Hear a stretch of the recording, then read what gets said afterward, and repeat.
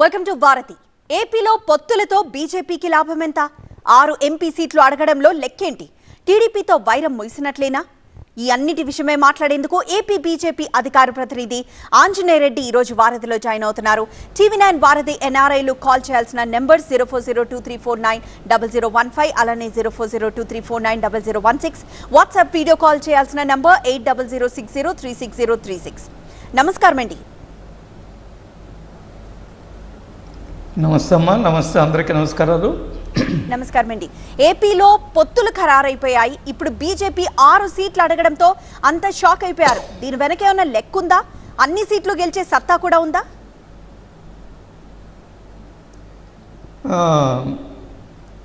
నమస్తే అమ్మా. ముందుగా లెక్క ఏమీ లేదమ్మా. ఆంధ్రప్రదేశ్ రాష్ట్రాన్ని ఈ దుర్మార్గపు పాలన నుంచి కాపాడాలా, రాష్ట్రాన్ని మళ్ళా గాడిలో పెట్టాలా, రాష్ట్రానికి పరిశ్రమలు రావాలా, రాష్ట్రంలో నిరుద్యోగ సమస్య తగ్గాలా, రాష్ట్రంలో అవినీతి పూర్తిగా తొలగించాలా, అదేవిధంగా కేంద్రం నుంచి వస్తున్న పథకాలన్నింటినీ కూడా సద్వినియోగం అయ్యి కింద ప్రజలకు, పేద ప్రజలకు అందాలా. ఈ లెక్కే ఉందో తప్ప ఇంకేదో లెక్కలు మా దగ్గర లేవు. చాలా స్పష్టంగా ఉన్నాం. మేము 6 పార్లమెంట్ సీట్లు, 10 అసెంబ్లీ నియోజకవర్గాల్లో పోటీ చేస్తున్నాం. మేము 2014లో కూడా టీడీపీతో పొత్తులో ఉన్నప్పుడు మాకు ఆ రోజు 4 పార్లమెంట్ సీట్లు ఇచ్చారు, 14 అసెంబ్లీ సీట్లు ఇచ్చారు. ఈరోజు 6 పార్లమెంట్ సీట్లు, 10 అసెంబ్లీ సీట్లు ఇచ్చారు. వీటన్నిటిలో కూడా మేము విజయం సాధించబోతున్నాం. తెలుగుదేశము, భారతీయ జనతా పార్టీ, జనసేన పొత్తు వచ్చే ఎన్నికల్లో ఒక అద్భుతమైన విజయాలు సాధించబోతుంది. ఈ పొత్తు కేవలము రాజకీయ ప్రయోజనాల కోసం కాదు.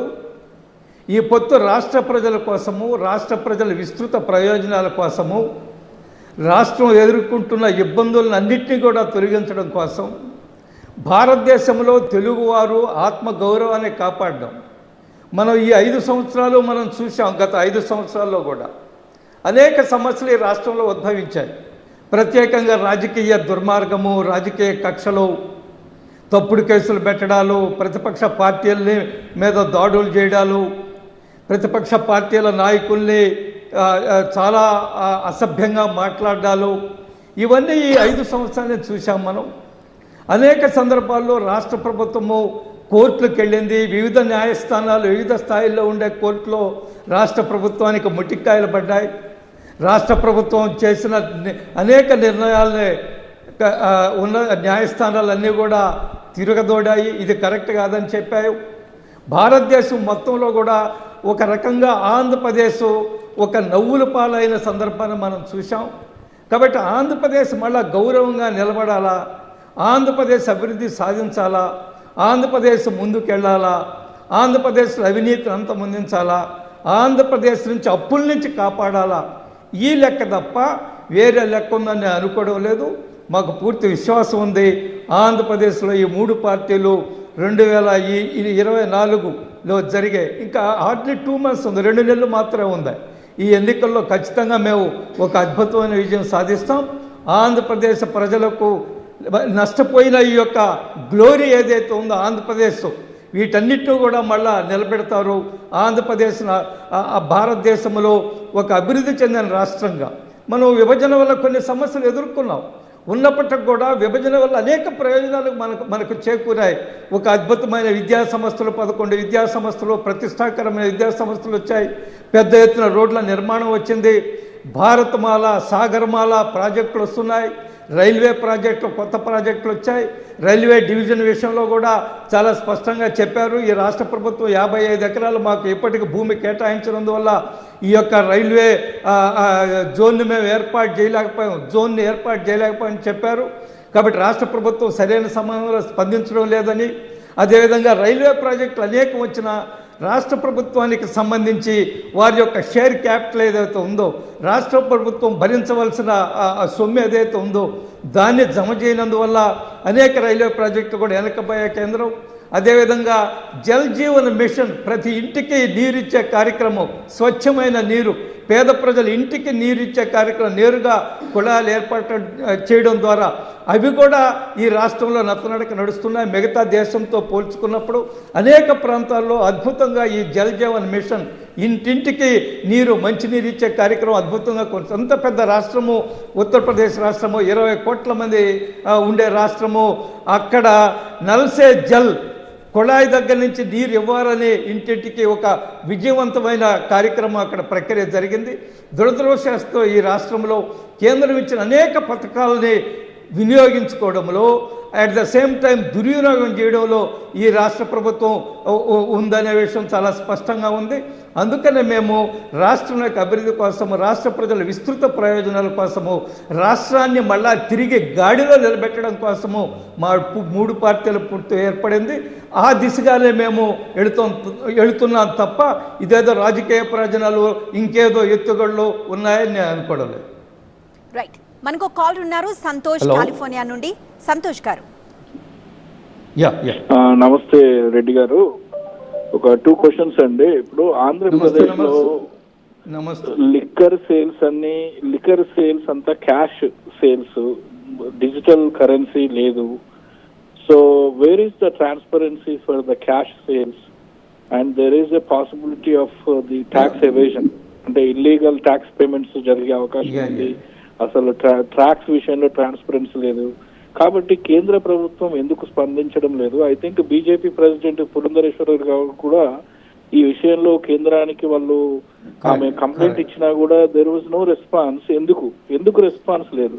సెకండ్ క్వశ్చన్ సార్ ఏంటంటే, ముఖ్యంగా ఆంధ్రప్రదేశ్ బీజేపీ టీము ఆంధ్రప్రదేశ్ లో కష్టపడుతున్నారు, గట్టిగా పనిచేస్తున్నారు. కానీ మీకు తగినంతగా కేంద్రం నుంచి మద్దతు లేదు అని చెప్పడానికి ఇక్కడ వివేకారెడ్డి మర్డర్ కేసులో అండి సిబిఐ అవినాష్ రెడ్డిని ఇంతవరకు సిబిఐ అరెస్ట్ చేయలేదు.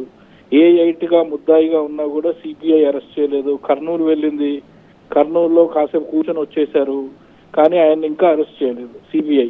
కోడికత్తి కేసు విషయంలో ఎన్ఐఏ నుంచి కోర్టుకు వెళ్లకుండా కనీసం సాక్ష్యం చెప్పడానికి వెళ్ళలేని ముఖ్యమంత్రి జగన్మోహన్ రెడ్డి గారు 5 సంవత్సరాల నుంచి తప్పించుకొని తిరుగుతున్నారు.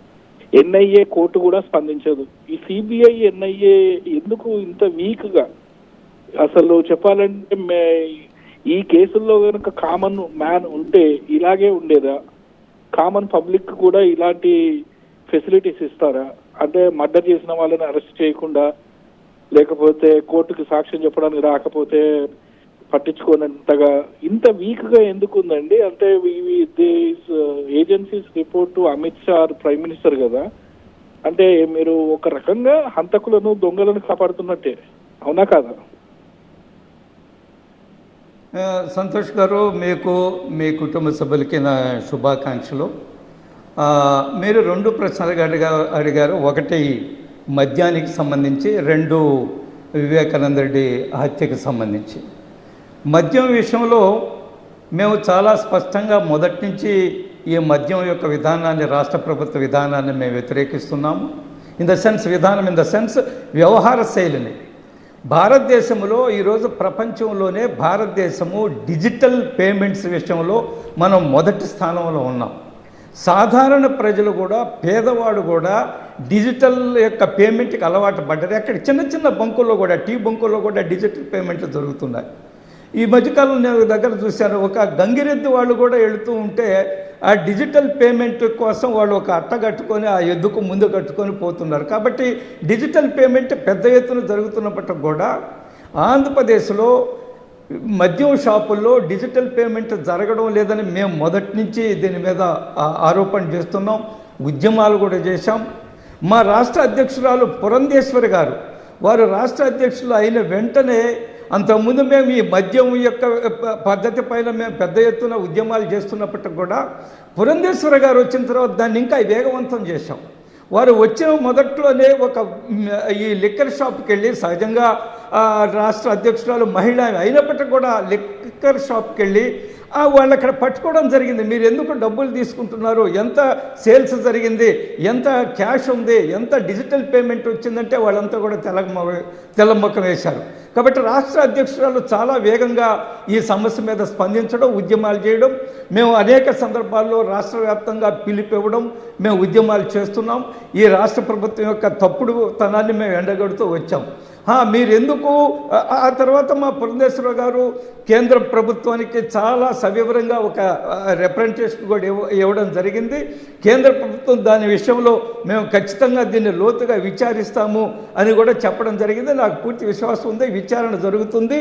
అందులో దోషులు ఎవరున్నప్పటికీ కూడా వాళ్ళు చట్టం ముందు నిలబెడతారు కూడా, అందులో ఎటువంటి అనుమానం లేదు. కాబట్టి మద్యం విధానంలో మేము చాలా స్పష్టంగా ఉన్నాం.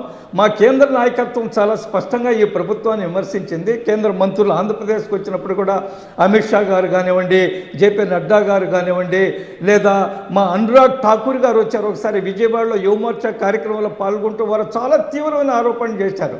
మేము జిఎస్టీ తీసుకొచ్చాము ఈ దేశంలో, కానీ ఆంధ్రప్రదేశ్లో జేఎస్టీ నడుస్తుంది, Jagan sales tax, Jagan tax నడుస్తుందని కూడా వారు అంత తీవ్రమైన ఆరోపణ చేయడం జరిగింది. కాబట్టి ప్రభుత్వాన్ని మేము ఉపేక్షించడం లేదు, ప్రభుత్వం తీవ్ర విమర్శలు చేస్తున్నాం. ఈ మద్యానికి సంబంధించి కూడా ఖచ్చితంగా లోతైన దర్యాప్తు జరుగుతుంది, దోషులు శిక్షిస్తాం, అందులో అటువంటి అనుమానం లేదు. ఒకటి, మనము ఫెడరల్ వ్యవస్థలో ఉన్నాం. ఏది కూడా కేంద్ర ప్రభుత్వం ప్రధానమంత్రి గారు వచ్చే ముఖ్యమంత్రి గారిని పట్టుకొని మొట్టికాయేసి లోపలికి నెట్టే పరిస్థితులు ఉండదు. ఈ ఫెడరల్ వ్యవస్థలో రాష్ట్ర ప్రభుత్వ అధికారాలు, కేంద్ర ప్రభుత్వ అధికారాలు, ఉమ్మడి అధికారాలు మనందరం కూడా తెలుసు. ఇంకా దాని మీద కాన్స్టిట్యూషన్ అంతా కూడా మాట్లాడుకుంటూ పోతే చాలాసేపు పడుతుంది. అందువల్ల ఫెడరల్ వ్యవస్థలో ఎవరికి కూడా వాళ్ళ పరిమితులు ఉంటాయి, కేంద్ర ప్రభుత్వానికి పరిమితులు ఉన్నాయి, రాష్ట్ర ప్రభుత్వానికి పరిమితులు ఉన్నాయి. బట్ ఒకటి స్పష్టంగా చెప్పగలరు, దోషులు ఎవరు తప్పించుకోలేరు. ఎవరు తప్పు చేసినా కానీ కేంద్ర ప్రభుత్వం వాళ్ళని న్యాయస్థానం ముందు నిలబెడుతుంది, అవసరం వచ్చేప్పుడు చర్యలు తీసుకుంటుంది. ఒకటి. రెండోది, మీరు వివేకానంద రెడ్డి మర్డర్ కేసు చెప్పారు. ఒకటి ఎన్ఐఏ కోడికత్తి శ్రీనివాస్ విషయం కూడా చెప్పారు. వివేకానంద రెడ్డి గారు మర్డర్ కేసులు ఇప్పటికీ అనేక మంది జైల్లో ఉన్నారు, మీరు చూశారు కదా. శిక్ష పడకపోయినప్పటికి కూడా వారు ఇంకా జైల్లో ఉంటున్నారు, కొంతమందికి బెయిల్ రాలేదు. కానీ ఒక ఎంపీ మాత్రం బయట తిరుగుతున్నారు అనేది ఆరోపణ మనందరికీ. కానీ ఒక పెర్సెప్షన్ ఉంది, ఎందుకు ఆయన్ని లోక్సభ సభ్యుని కాపాడుతున్నారని. కాపాడేది భారతీయ జనతా పార్టీ కాపాడదు, సిబిఐ ఒక ఇండిపెండెంట్ స్వతంత్ర సంస్థది. నేను ఒకటి స్పష్టంగా చెప్పగలను, స్వతంత్రం వచ్చిన తర్వాత భారతదేశంలో సిబిఐ, ఈడీ లేదా ఇన్కమ్ ట్యాక్స్ లాంటి సంస్థలు స్వేచ్ఛగా స్వతంత్రంగా పనిచేస్తున్న సందర్భం ఇప్పుడేను. నరేంద్ర మోడీ గారి గత 10 సంవత్సరాల సమయంలోనే వాళ్ళు స్వేచ్ఛగా స్వతంత్రంగా పనిచేస్తున్నారు, ఎటువంటి రాజకీయ ఒత్తిడి లేదు. అందుకనే పెద్ద పెద్ద పంది కుక్కులంతా కూడా పట్టుకుంటున్నారు, వందల కోట్ల రూపాయలు బయటికి తీసుకొస్తున్నారు. ఎక్కడైతే అది వెస్ట్ బెంగాల్ కానివ్వండి, బీహార్ కానివ్వండి, యూపీ కానివ్వండి, ఎక్కడైనా కూడా ఒక కాంగ్రెస్ పార్టీ నాయకుడు రాజ్యసభ సభ్యుడి ఇంట్లో 350 కోట్ల రూపాయల్ని పట్టుకోవడం జరిగింది. కాబట్టి సిబిఐ, ఈడీ, ఎనీ కేంద్ర ప్రభుత్వ సంస్థ, రాజ్యాంగ సంస్థలు కూడా చాలా స్వచ్ఛందంగా స్వతంత్రంగా పనిచేస్తున్నాయి. గతంలో మనం చూసాము, యూపీఏ సమయంలో ఈ యొక్క సిబిఐని ఏం చెప్పారంటే పేజ్డ్ క్యారెట్, పంజరంలో చిలక అని కూడా చేసిన వ్యాఖ్యలు ఉన్నాయి. ఈరోజు ఆ పరిస్థితి నుంచి బయటపడి సంస్థలన్నీ కూడా స్వతంత్రంగా పనిచేస్తున్నాయి. కాబట్టి వాళ్ళు నిర్ణయాలు తీసుకుంటారు, వాళ్ళు ముందుకెళ్తారు. ఇవాళ ఒకసారి మీరు ప్రస్తావించినట్టుగా ఒక హాస్పిటల్లో ఆయన వెళ్ళారు, అక్కడ సిబిఐ అధికారులు వెళ్ళారు. ఆ రోజు కూడా సిబిఐ అధికారులు చెప్పలేదు, మేము ఆయన అరెస్ట్ చేయడానికి వచ్చామని చెప్పలేదు, ఆయన ప్రశ్నించడానికి వచ్చామని చెప్పారు. బట్ ఆయన హాస్పిటల్ని షీల్డ్గా చేసుకొని అక్కడుండే రోగుల్ని లేదా అక్కడికి వచ్చిన వాళ్ళందరినీ కూడా ఒక షీల్డ్గా, హ్యూమన్ షీల్డ్ ఏర్పాటు చేసుకొని ఆయన ఇబ్బందికరమైన పరిస్థితి పెట్టారు. కానీ ఆ రోజు సిబిఐ ఏదన్నా ఒకవేళ ఇంకేదన్నా చర్య తీసుకున్నా లేదా ముందుకెళ్ళినా కొంత ఇబ్బందికరమైన పరిస్థితి అక్కడ ఉండింది. ఎందుకంటే ఆయన అవినాష్ రెడ్డి మద్దతుదారులు 100 మంది హాస్పిటల్ చుట్టూ ఉన్నారు. కాబట్టి పరిస్థితి చేయి దాటిపోకూడదని ఒక ఆలోచనతో ఆ రోజు సిబిఐ వెనక్కి వెళ్ళడం జరిగింది. తర్వాత ఆయన్ని ప్రశ్నించడం జరిగింది, మళ్ళా కూడా ప్రశ్నిస్తారు. కానీ ఒకటి స్పష్టము, ఈరోజు అనేక మంది వివేకానంద రెడ్డి గారి కేసులో లోపల ఉన్నారు. ఒకవేళ అవినాష్ రెడ్డి ఆయన బాధ్యత ఉండుంటే ఖచ్చితంగా ఆయన కూడా శిక్షను అనుభవిస్తాడు, కోర్టులను ఎదుర్కోవాల్సి వస్తుందనే విషయంలో ఎటువంటి అనుమానం లేదు. ఒకటి. రెండవది ఎన్ఐఏ మీరు చెప్పారు, కోడి కత్తి శ్రీను. మేము అనేక సందర్భాల్లో కూడా మాట్లాడుతున్నప్పుడు ఇదే చాలా దుర్మార్గము. 5 సంవత్సరాల నుంచి ఒక దళిత యువకుడు అనేక 5 సంవత్సరాలుగా జైల్లో ఉండడం వాళ్ళ తల్లి రోధిస్తుంది, దాన్ని న్యాయం జరగాలని చెప్పాము. ఎన్ఐఏ కూడా చాలా స్పష్టంగా చెప్పింది, ఈ యొక్క ఆయన కోడికత్తి కేసు విషయంలో అతని దాడి విషయంలో ఎటువంటి కుట్రలు లేవు, పైపెచ్చి ఆయన జగన్మోహన్ రెడ్డి అభిమాని, కుట్రలు లేవు, అక్కడ ఏదో సీసీటీవీలు ఆపేశారని ఇవన్నీ కూడా తప్పుడు సమాచారం అని కూడా ఎన్ఐఏ చెప్పింది. బట్ అల్టిమేట్గా ఈ మధ్యకాలంలోనే ఆయన బెయిల్కి రావడం, బెయిల్ మీద బయటకు రావడం జరిగింది. మనకి మరో కాలర్ ఉన్నారు, వెంకట్ టెక్సస్ నుండి కాల్ చేశారు. వెంకట్ గారు. హాయ్ అండి. హలో, ఆంజనేయ రెడ్డి గారు ఉన్నారు, మాట్లాడండి. గుడ్ ఈవినింగ్ ఆంజనేయ రెడ్డి గారు. సో నాకు 4 క్వశ్చన్స్ ఉన్నాయండి. మీరు స్ట్రైట్ గా ఆన్సర్ ఇవ్వండి, ఎందుకంటే డైవర్ట్ చేయకుండా స్ట్రైట్ గా చెప్పండి. నేను ఎందుకంటే ఫోన్ కట్ చేయగానే వింటాను మీ answers. Okay, first question. So Jagan అరాచక పాలన అంటున్నారు కదా, సో ఆల్మోస్ట్ 5 years అయిపోతుంది. తను ఆల్రెడీ సీఎం గా ప్రమాణ స్వీకారం చేసి 5 years నుంచి తను పాలన చేస్తున్నారు. సో 5 years లో జగన్ అరాచక పాలన అయితే సెంట్రల్ గవర్నమెంట్ ఏం చేస్తుంది? ఫస్ట్ థింగ్ అదొక క్వశ్చన్. అండ్ నెక్స్ట్ ఇంకో క్వశ్చన్ ఏంటంటే 2014లో బీజేపీ, టీడీపీ, జనసేన ముగ్గురు వెళ్ళారు ఎలక్షన్స్ కి. అండ్ 2019లో మీరు పొత్తుకి ఎందుకు వెళ్ళలేదు? మళ్ళీ అగైన్ 2024లో ఎందుకు వెళ్తున్నారు? రీజన్ చెప్పండి ఫస్ట్. ఓకే, మళ్ళీ అగైన్ మీరు రాష్ట్ర ప్రజల విస్తృత ప్రయోజనాల కోసం అని మళ్ళీ ఇట్లాంటి డైలాగ్ చెప్పదు. ఎందుకంటే 2019లో లేని రాష్ట్ర ప్రయోజనాలు 2024లో మీకు వచ్చినాయా? అదొకటి క్వశ్చన్. అండ్ ఇంకొకటి, మొన్న బీజేపీకి ఒక 6 ఎంపీ సీట్లు అండ్ 10 ఎమ్మెల్యే సీట్స్ ఇచ్చారు కదా. సో ఆ ఎంపీ సీట్స్ కు అండ్ 10 ఎమ్మెల్యే సీట్స్ కూడా మీలాంటి బీజేపీ నాయకులకి, అంటే ఎప్పటి నుంచో మీరు బీజేపీ కోసం ఫైట్ చేస్తున్నారు, బీజేపీలో సిన్సియర్ గా ఉన్నారు, అట్లీస్ట్ మీలాంటి వాళ్ళకి ఏమన్నా ఒక ఎంపీ సీట్ కానీ ఒక ఎమ్మెల్యే సీట్ కానీ వచ్చే ఆస్కారం ఉందా? లేకపోతే ఇవి కూడా టీడీపీ నుంచి వచ్చిన కోవట్లకి లైక్ సుజనా చౌదరి, రమేష్ గారు, పురంధేశ్వరి గారు, ఇంకొక 3 పేర్లు కూడా వినిపిస్తున్నాయి అండ్ కనిపిస్తున్నాయి కూడా, ఎవరెవరికి సీట్లు వెళ్తున్నాయని వాళ్ళకేనా? అండ్ ఇంకొకటి, సుజనా చౌదరి మీద ఎన్నైతే కేసులు ఉన్నాయో అవన్నీ బీజేపీలకు రాగానే ఆ కేసులన్నీ మాయమైపోయాయి. సో సుజనా చౌదరి గారి అవినీతి గురించి ఏమంటారు మీరు? సో బీజేపీయే వీటన్నిటిని కవర్స్ చేస్తుందా? ఓన్లీ వైఎస్ఆర్సీపీ పార్టీలో ఉన్న నాయకుల మీదే అవినీతి కేసులా? బీజేపీలో ఉన్న వాళ్ళ మీద కేసులు ఏం లేవా? స్ట్రైట్ గా చెప్పండి. Thank you so much. Venkat గారు, మీకు మీ కుటుంబ సభ్యులకి నా శుభాకాంక్షలు. ఒకటి, మీ ప్రశ్న, జగన్మోహన్ రెడ్డి గారిది అరాచక పాలన అంటున్నారు. ఏ విధంగా అరాచక పాలన? మీకు ఇప్పుడే అరాచక పాలన కనిపిస్తుందని మీరు మొదటి ప్రశ్న వేశారు. మీరు బహుశా యుఎస్లో ఉన్నారు, అయినప్పటికీ కూడా ఇక్కడ జరిగే పరిణామాలను మీరు ఫాలో అవుతుంటారు అనుకుంటున్నాను, పరిస్థితుల్ని. ఆంధ్రప్రదేశ్లో ఎందువలంటే మేము స్వయంగా ప్రజా జీవనంలో ఉన్నాం, రాజకీయ రంగంలో ఉన్నాం, పనిచేస్తున్నాం. కాబట్టి నేను గత 35-40 సంవత్సరాల నుంచి రాజకీయాల్లో ఉన్నాను. అనేక రాష్ట్ర ప్రభుత్వాలు వచ్చాయి, మమ్మల్ని వ్యతిరేకించే రాష్ట్ర ప్రభుత్వాలు వచ్చాయి, మాతో కలిసి పనిచేసిన రాష్ట్ర ప్రభుత్వాలు వచ్చాయి. కానీ ఇప్పటి వరకు ఇంత రాజకీయ కక్షలను సాధించిన రాష్ట్ర ప్రభుత్వాన్ని నేను ఇప్పటికీ చూడలేదు. అధికారాన్ని అడ్డం పెట్టుకొని రాజకీయ ప్రత్యర్థుల్ని ఈ విధంగా బాధపెట్టిన ప్రభుత్వం ఇప్పటి వరకు రాలేదు. సాధారణ ప్రజలు సైతం తప్పుడు కేసులు పెట్టడం. ఇంకా దుర్మార్గం ఏంటంటే ఎవరన్నా దౌర్జన్యం చేసి పోలీస్ స్టేషన్కి వెళితే నా మీద పలానా ఆయన దౌర్జన్యం చేశాడు అధికార పార్టీని అడ్డం పెట్టుకొని అని ఎవరన్నా పోలీస్ స్టేషన్కి వెళితే పోలీసులు వచ్చిన వాళ్ళని కూర్చొని పెట్టి ఎవరైతే దౌర్జన్యం చేశారని చెప్తున్నారో వాళ్ళకి ఫోన్లు చేసి పిలిపించి వాళ్ళు ఇచ్చిన కేసును తీసుకొని నిజంగా బాధితులు ఎవరైతే ఉన్నారో వాళ్ళ కేసును తీసుకోకుండా కౌంటర్ కేసు అంటారు దాన్ని, కౌంటర్ కేసు చేయడం ఈ రాష్ట్రంలో అదొక హ్యాబిట్గా మారింది, అదొక అలవాటుగా మారింది. పోలీస్ స్టేషన్లో పోలీస్ వ్యవస్థనంతా దుర్వినియోగించాడు. ఒకటి. రెండవది మనం చూసాం, మీరు బహుశా అనంతబాబు అనే ఒక ఎమ్మెల్సీ ఉన్నారు ఆంధ్రప్రదేశ్లో. ఈ అనంతబాబు ఆయన యొక్క డ్రైవర్ని హత్య చేసి ఇంటికి తీసుకెళ్ళి ఆ డెడ్ బాడీని డ్రైవర్ల ఇంట్లో డోర్ డెలివరీ చేశాడు. ఆయన ఒప్పుకున్నాడు హత్య చేశానని. ఆయన మేము పార్టీ నుంచి సస్పెండ్ చేస్తున్నాం, ఆయన జైలుకి వెళ్ళి వచ్చాడు.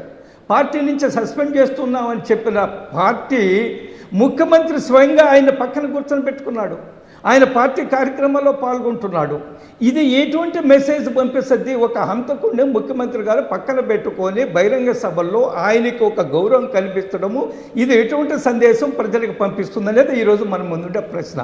కాబట్టి ఇటువంటి సంఘటనలు అనేకం చెప్పగలరు.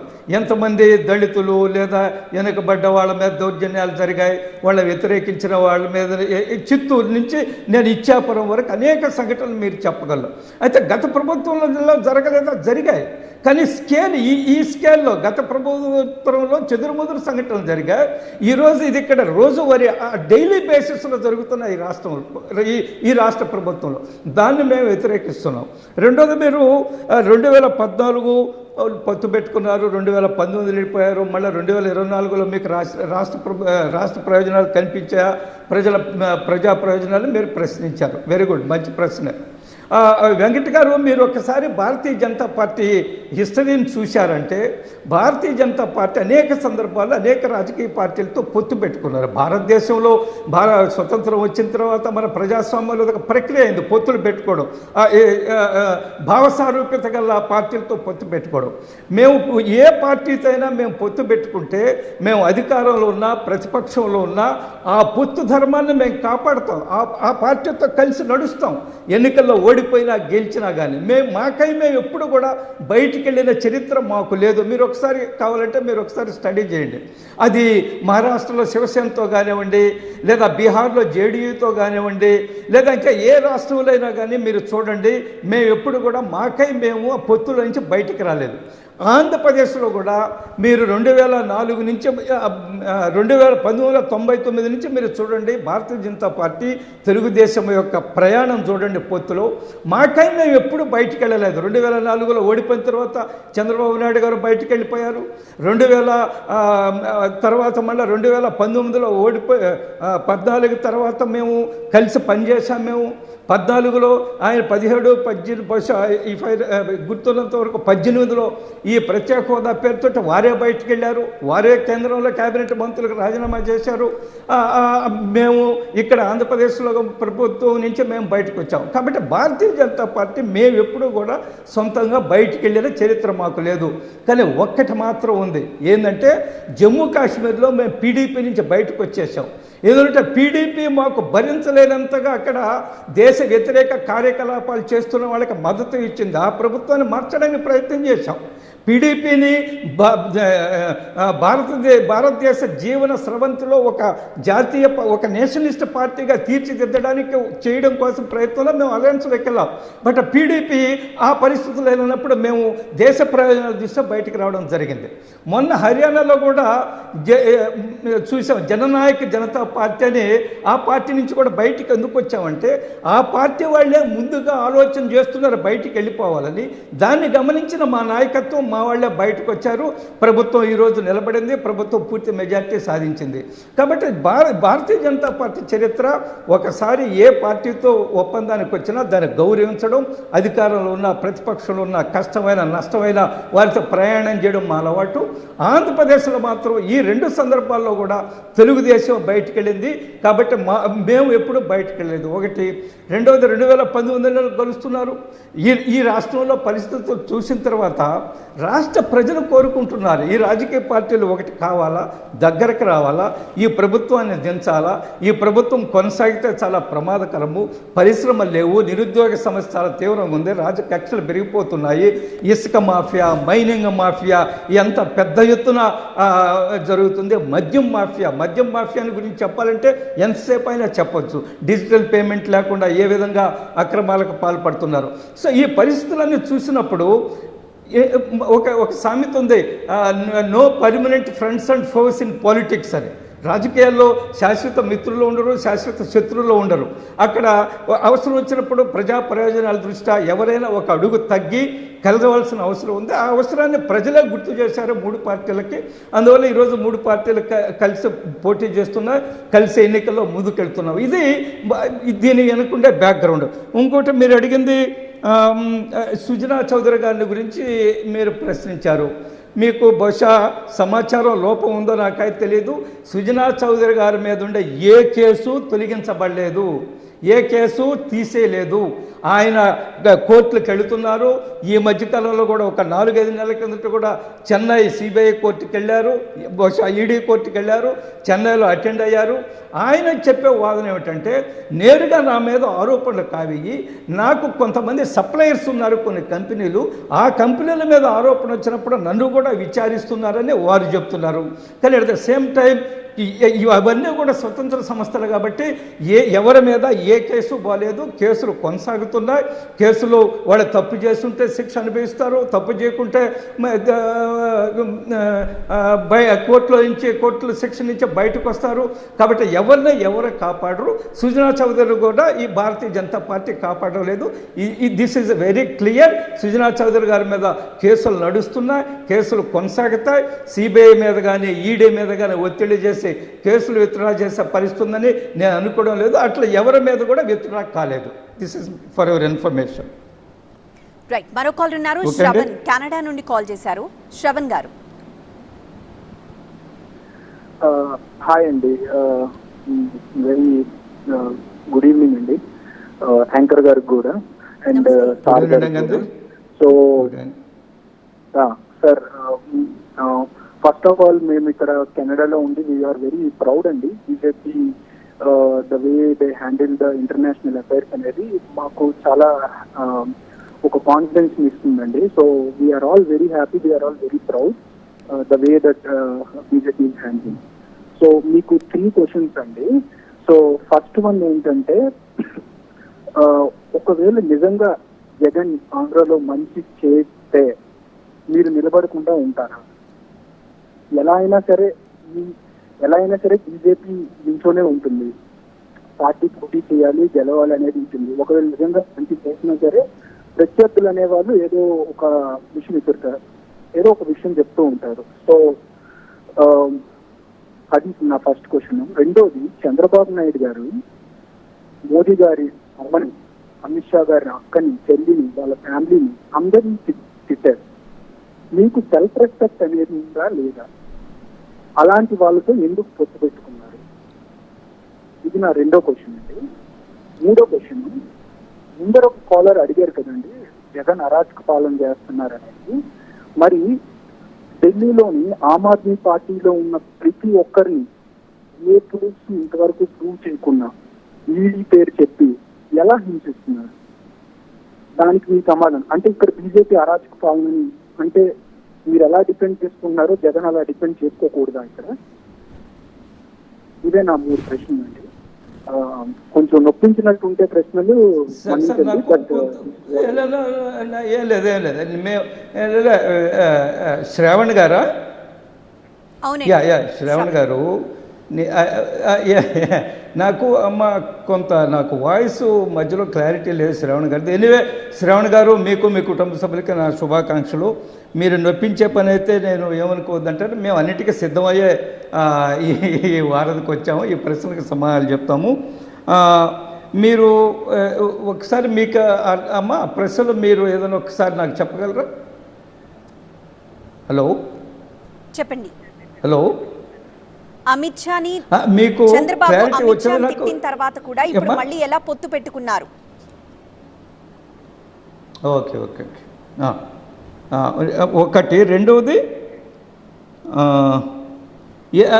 ఎస్ ఈ ఆమ్ ఆద్మీ పార్టీని గురించి అడిగారు, లిక్కర్ గేట్ని గురించేనా? హలో ఆంజనేయ రెడ్డి గారు. లేదా ఈ భారత్ అమ్మా ఓకే, భారతదేశ ప్రజాస్వామ్యంలో మనం శ్రావణ్ గారు బహుశా నాకున్న అర్థం చేసుకున్నది ఏంటంటే, వారు జగన్మోహన్ రెడ్డి గారు మంచి చేసి ఉంటే మీరు ఎన్నికల్లో పోటీ చేయరని ఏదో ప్రశ్న వేసినట్టున్నారు. అదే నేను అర్థం చేసుకున్నంత వరకు శ్రావణ్ గారు, భారతదేశ ప్రజాస్వామ్యము బహుళ రాజకీయ పార్టీ వ్యవస్థతో కూడుకున్నది. బహుశా మీరు కెనడాలో ఉన్నారు, అక్కడ రాజకీయ వ్యవస్థ పట్ల నాకు పెద్ద అవగాహన లేదు. అక్కడ ఏదన్నా 2 పార్టీ సిస్టమో 3 పార్టీ సిస్టమ్ ఉండొచ్చు, లేదా అమెరికాలో 2 పార్టీ 3 పార్టీ సిస్టము, లేదా యూరోపియన్ కంట్రీస్లో లైక్ ఇంగ్లాండ్లో అక్కడ కూడా 2 or 3 పార్టీ సిస్టమ్ ఉండొచ్చు. బట్ భారతదేశంలో బహుళ రాజకీయ పార్టీల వ్యవస్థ ఇది. మొత్తం ప్రాంతీయ పార్టీలు, జాతీయ పార్టీలు అన్నీ కలిసి 1200 రాజకీయ పార్టీలు ఉన్నాయి. ఎక్కడ ఎలక్షన్ కమిషన్ దగ్గర రిజిస్టర్ అయిన పార్టీలు, recognised parties and registered parties more than 1200 ఉన్నాయి. కాబట్టి ఎవరు మంచి చేశారా చెడ్డ చేశారనేది కాకుండా ఒక రాజకీయ పార్టీ పెట్టిన తర్వాత రాజకీయ పార్టీ బాధ్యత ఎన్నికల్లో పోటీ చేయడం, ప్రజలకి ఏమి చేస్తాం మేము అధికారానికి వస్తే ఏ విధమైన సేవలు చేస్తామని చెప్పడం ఒక రాజకీయ పార్టీ పెట్టిన తర్వాత రాజకీయ పార్టీ బాధ్యత.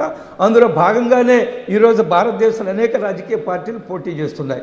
ఒకటి, ఈరోజు మోడీ గారు అద్భుతమైన పరిపాలన అందిస్తున్నారు. మీకు అందరికీ తెలుసు, విదేశాల్లో ఉండేవారు మీరు గర్వంగా ఫీల్ అవుతున్నారు భారతీయుడు అని చెప్పుకోవడానికి. ప్రపంచంలో ఏ మూలకెళ్ళినా కానీ భారతీయుడు నేనని గర్వంగా చెప్పుకునే పరిస్థితి ఈరోజు ఉంది. అంత గొప్పగా భారతదేశాన్ని తీర్చిదిద్దుతున్న సందర్భంలో ప్రతిపక్ష పార్టీలు పోటీ చేయకుండా ఎందుకుంటాయి? ఈరోజు ఇండి గఠబంధన్ మనందరం చూసాం కదా. ఇండి అలయన్స్ పేరుతోటి 23 పార్టీలు 24 పార్టీలు ఎన్నికల్లో పోటీ చేస్తున్నారు. ఒక అద్భుతమైన దేశాన్ని నిర్మించడం కోసం మోడీ గారు ప్రయత్నం చేస్తున్నారు. ఈరోజు గత 70-65 సంవత్సరాల్లో జరిగిన అభివృద్ధి 10 సంవత్సరాలు మనం చూస్తున్నాం. అది ఏ పారామీటర్స్లో చూసుకున్నప్పటికీ కూడా దేశం ఒక అద్భుతంగా ముందుకు పోతుంది. ప్రపంచం అంతా కొనియాడుతున్నారు. అయినా రాజకీయ పార్టీలు పోటీ చేస్తారు కదా, అయినా కాంగ్రెస్ పార్టీ పోటీ చేస్తుంది కదా, మిగతా లెఫ్టిస్టులు పోటీ చేస్తారు కదా. కాబట్టి ఈ రాష్ట్రంలో ప్రత్యేకంగా చాలా ప్రమాదకరమైన పరిస్థితులు ఉన్నాయి కదా, వాటిని దృష్టిలో పెట్టుకొని మీరు చెప్పారు, చంద్రబాబు నాయుడు గారు మాట్లాడారు, అందులో ఎటువంటి అనుమానం లేదు. కానీ రాజకీయాల్లో ఎక్కడ అవసరం ఉందో అక్కడ ప్రజల కోసం నిర్ణయం తీసుకోవాల్సిన అవసరం ఉంది. గత బైగాన్ సార్ బైగాన్ అనుకొని రాజకీయ పార్టీలు ముందుకెళ్ళాలా? నేను ఒక చిన్న ఉదాహరణ చెప్తాను. ఈరోజు జగన్మోహన్ రెడ్డి గారి క్యాబినెట్లో 2 మంత్రులు ఉన్నారు. ఒకరు ధర్మాన ప్రసాదరావు గారు, ఇంకొకరు బొత్స సత్యనారాయణ గారు.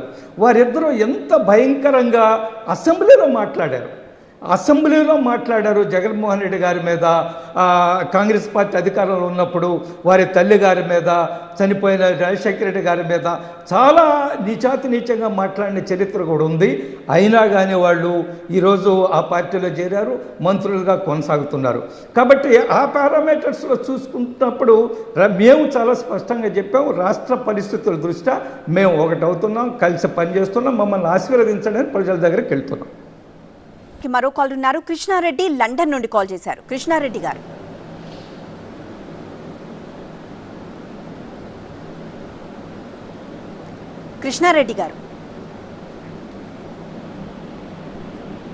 Right, call drop అయినట్లుంది.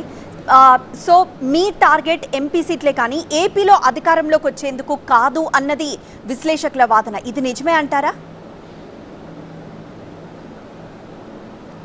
మేడం, 2014లో మేము తెలుగుదేశంతో పొత్తు పెట్టుకున్నప్పుడు, ఎన్నికల్లో గెలిచినప్పుడు, అప్పుడు పవన్ కళ్యాణ్ గారు కూడా మాతో కలిసి నడిచారు. కానీ ఆ రోజు ఆయన ఎన్నికల్లో పోటీ చేయలేదు. కారణం ఏంటంటే అప్పుడే వారు పార్టీని ఏర్పాటు చేసుకోవడము, పార్టీకి ఒక పూర్తి స్వరూపము లేదు, ఎన్నికల్లో పోటీ తెలుసుకోలేదు అనేది వారి యొక్క పార్టీ కోణంలో నుంచి ఆలోచించిన తర్వాత ఒక మంచి నిర్ణయం తీసుకొని ఎన్డీఏ అభ్యర్థులకి మద్దతు పలికారు, టీడీపీ అండ్ బీజేపీకి. అధికారానికి వచ్చిన తర్వాత మేము గవర్నమెంట్లో కూడా చేరడం జరిగింది. ఇక్కడి నుంచి టీడీపీ నాయకులు కూడా ఒక 2 మంత్రులు మాకు కేంద్రంలో ప్రభుత్వంలో చేరాము. కాబట్టి మేము అధికారంలో ఉన్నాం. 2014లో అధికారంలో మేము కూడా భాగస్వామ్యులు. రేపు 24లో జరిగే ఎన్నికలు ఫలితాలు వాటన్నిటి తర్వాత 2 పార్టీలు 3 పార్టీలు కూర్చొని ఏం చేయాలా అనేది వారు నిర్ణయం తీసుకుంటారు. అవకాశం వస్తే మా వారు కూడా అధికారంలో భాగస్వాములు అవుతారు. కేంద్రంలో ఏమవుతుందో కూడా మనం చూడాల్సి ఉంది. నేనేమంటున్నా అంటే 2014లో మేము అధికారంలో భాగస్వాములు, 2024లో పార్టీ నిర్ణయాలు ఏ విధంగా ఉంటాయో తెలియదు. మేము ఈరోజు 2 స్థానాల నుంచి 303 లోక్సభ స్థానాలు గెలుచుకున్నాం. 2 స్థానాల నుంచి 303 లోక్సభ స్థానాలు. ఆ 2 స్థానాల్లో కూడా ఒకటి ఆంధ్రప్రదేశ్ నుంచి, ఒకటి గుజరాత్ నుంచి. కాబట్టి ఆ స్థితి నుంచి 303 సీట్లకు వచ్చాం. నేను ఇప్పుడే ఒక ఇంగ్లీష్ న్యూస్ ఛానల్లో సర్వే చూసి వస్తున్నాను. వాళ్ళు 350 సీట్లు బీజేపీకి ఇచ్చారు. మొత్తము కూటమికి, ఎన్డీఏ కూటమికి 414 సీట్లు ఇచ్చారు.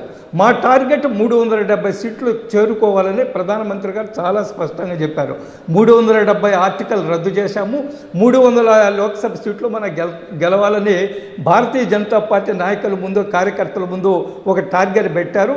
ఆ టార్గెట్ని సాధించడం కోసము మా అందరం కూడా పనిచేస్తున్నాం.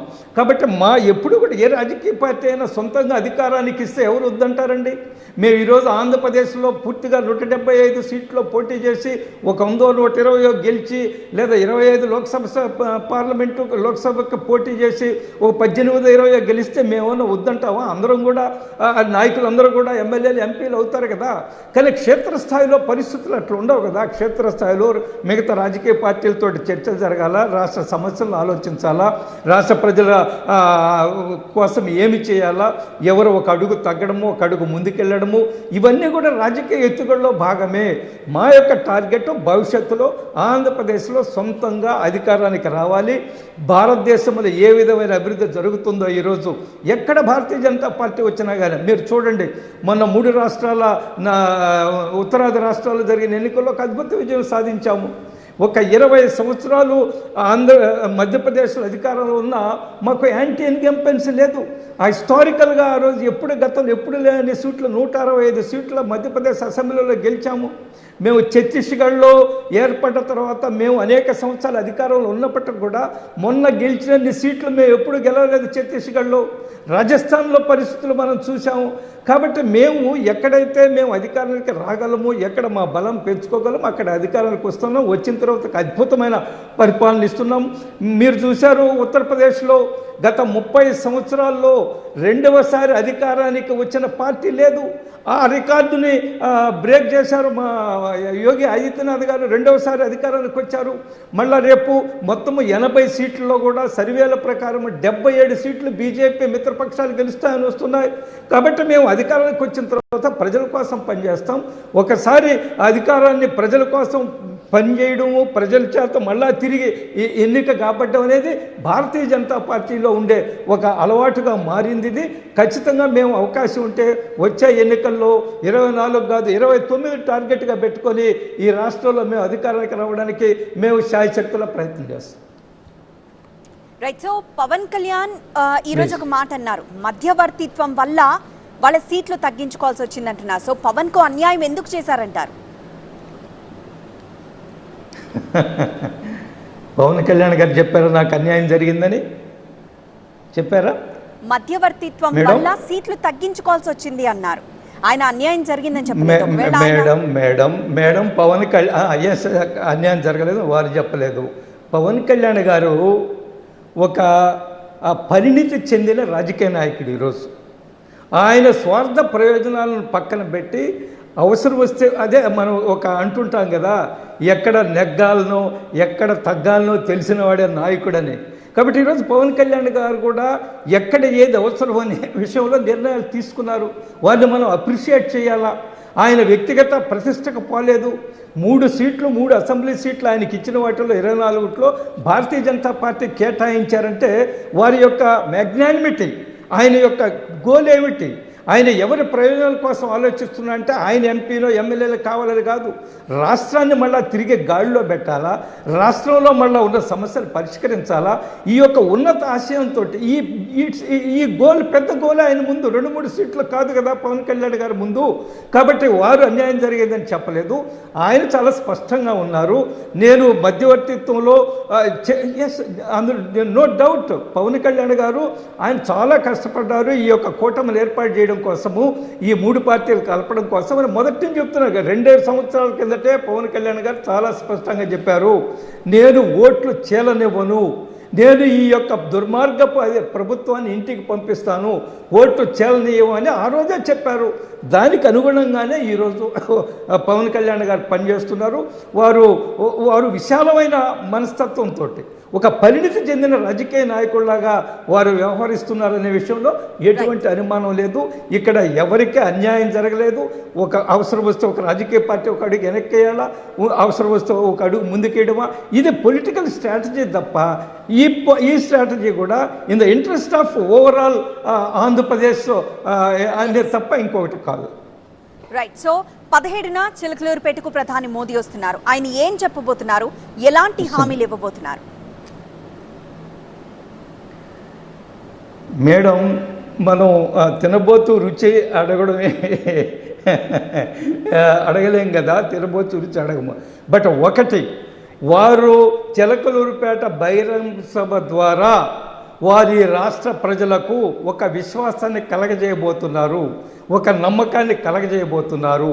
నేను మీతో ఉన్నాను, మీ సమస్యలు పరిష్కరిస్తాను, ఈ ఆంధ్రప్రదేశ్ రాష్ట్రానికి కేంద్ర ప్రభుత్వం ఏమి చేయగలదో అవన్నీ కూడా చేస్తాము, నేను మీతో ఉన్నానని ఒక సందేశం పంపించడం కోసం బహిరంగ సభకు వస్తున్నారు. ఇప్పటికే ఆంధ్రప్రదేశ్ అభివృద్ధి విషయంలో కేంద్ర ప్రభుత్వం ఎక్కడా కూడా ఒక్క అడుగు వెనక్కి తగ్గలేదు. ఏది అవసరం ఉందో ఆంధ్రప్రదేశ్కి, అవి రోడ్లు కానివ్వండి, లేదా ఇంకా అనేక పరిశ్రమలు కానివ్వండి, మనం చూస్తున్న అనేక సందర్భాల్లో నిధులు కేటాయించడంలో కానివ్వండి, ఈ అధికార పార్టీ అబద్ధాలు చెప్తున్నారు, తప్పుడు సమాచారం ఇస్తున్నారు, ప్రజలను తప్పుదోవ పట్టిస్తున్నారు. కేంద్రం ఇచ్చే పథకాలన్నిటి మీద కూడా వాళ్ళ స్టిక్కర్ వేసుకుని ఇది మేము సాధిస్తున్నామని చెప్తున్నారు. ఈరోజు కేంద్రము అన్ని విధాలుగా ఆంధ్రప్రదేశ్ను ఆదుకోవడానికి సిద్ధంగా ఉంది. ఆంధ్రప్రదేశ్ అభివృద్ధి ప్రధానమంత్రి గారు అనేక సందర్భాల్లో చెప్పారు, ఆంధ్రప్రదేశ్ అభివృద్ధి మా లక్ష్యం అని. కాబట్టి రేపు 17వ తేదీ జరిగే సభలో ప్రధానమంత్రి గారు ఒక సందేశం పంపించబోతున్నారు. I am with Andhra people, I am with Andhra Pradesh people. ఏమైనా ఆంధ్రప్రదేశ్ అభివృద్ధి విషయంలో మేము ఒక్క అడుగు కూడా వెనక్కి తగ్గము, అన్ని అవసరం వచ్చిన అన్ని అభివృద్ధి కార్యక్రమాలు ఆంధ్రప్రదేశ్లో నిర్వర్తిస్తాము. ఇంకా పెద్ద ఎత్తున ఆంధ్రప్రదేశ్ అభివృద్ధికి మేము కేంద్ర ప్రభుత్వం నిలబడుతుంది, బీజేపీ నిలబడుతుంది, ఎన్డీఏ నిలబడుతుంది, నరేంద్ర మోడీ గారు ప్రధానమంత్రిగా నిలబడతారు. ఈ సందేశం రేపు 17వ తేదీ జరిగే బహిరంగ సభ ద్వారా ఈ సందేశాన్ని ప్రజలకు ఇస్తారనే విషయంలో ఎటువంటి అనుమానం లేదు. Yes, thank you so much Anjaneya Reddy గారు ఈరోజు వారధిలో మాతో జాయిన్ అయినందుకు. థ్యాంక్ యూ సో మచ్ అండి.